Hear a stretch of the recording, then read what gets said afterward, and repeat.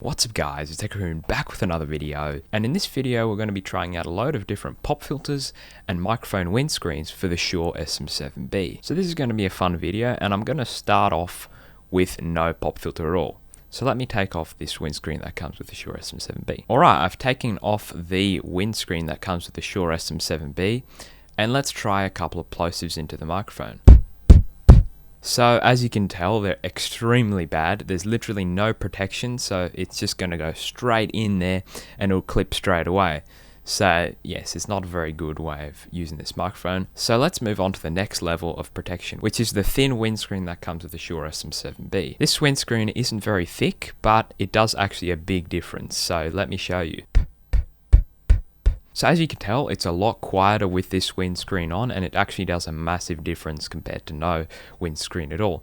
And the reason this happens is because there's a big distance between the foam here and the capsule on the inside, so the air can slow down once it passes through the windscreen. Now the next level is the big windscreen that comes with the Shure SM7B. Now I personally don't have the exact same one, but this one is very similar in size and thickness. This is the one that comes with the Behringer B1 microphone. But yeah, I'll be trying it on here, and it actually fits on perfectly. Alright, so as you can see, it's way bigger, and it might even be a touch bigger than the Shure SM7B one, but that would mostly be on the sides here where it slightly gets a bit bigger, but it is somewhat comparable. So let me do some plosives into this.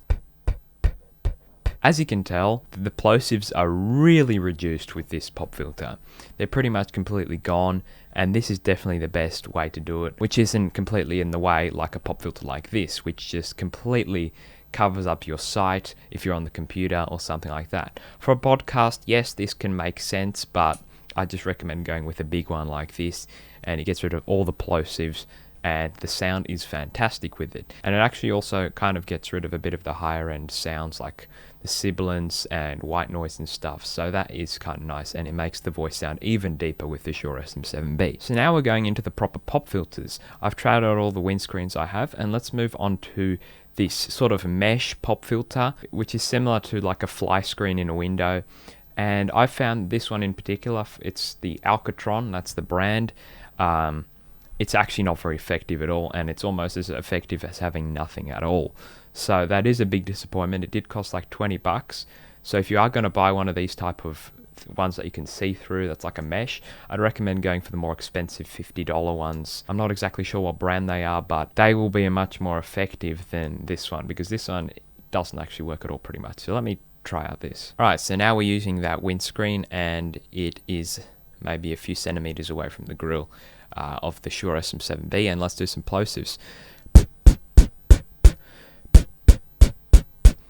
So you can hear that it kind of slows down the wind. You can hear it sort of making this weird noise, like a sort of seeping noise as the wind goes through, but it doesn't actually slow it down much at all, and there's still quite a lot of plosives. I'd say it's in between this pop filter and having no pop filter at all. More on the side of having no pop filter at all. It's very useless, and it's not a good investment to buy this Alcatron pop filter at all. Let's move on to the last pop filter that I have. So now you probably won't be able to see my face much at all, but I am using it now with the Shure SM7B, and let's do some plosives into it. So as you can see, pretty much gets rid of everything. It's definitely the most effective solution here by far compared to any of the others. Well, the one pop filter that does get close to it is this big one, and it's actually somewhat close, which is pretty surprising. But what if we try two pop filters in combination, which I have seen a few people doing. I think it's completely and utterly overkill, but it's worth a try. So let's try the most effective windscreen and the most effective pop filter. Let's give it a go. Alright, so now this looks absolutely monstrous, but let's give it a go.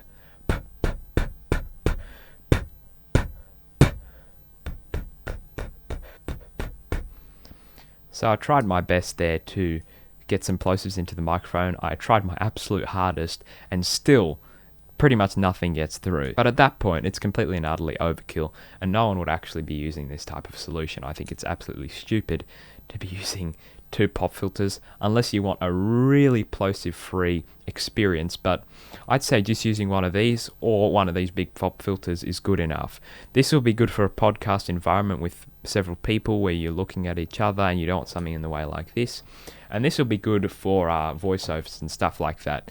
And surprisingly, this only costs about $5 to $10, $5 to $10 Australian dollars, so it's not actually that bad at all. So hopefully this video did give you some idea of what pop filters work and what pop filters don't, and how well they work. My personal recommendation is to either go for the nice slim Shure SM7B windscreen that comes in the box, or the bigger one that comes in the box. Sadly, I don't have mine, but this is definitely the ultimate solution because it has the best of both worlds. It doesn't get in your way too much, but at the same time, it reduces the plosives way better than any of the other pop filters, apart from the big pop filter that gets in the way. So this is definitely the best all-rounder. And the one that works the best, obviously, is the big pop filter.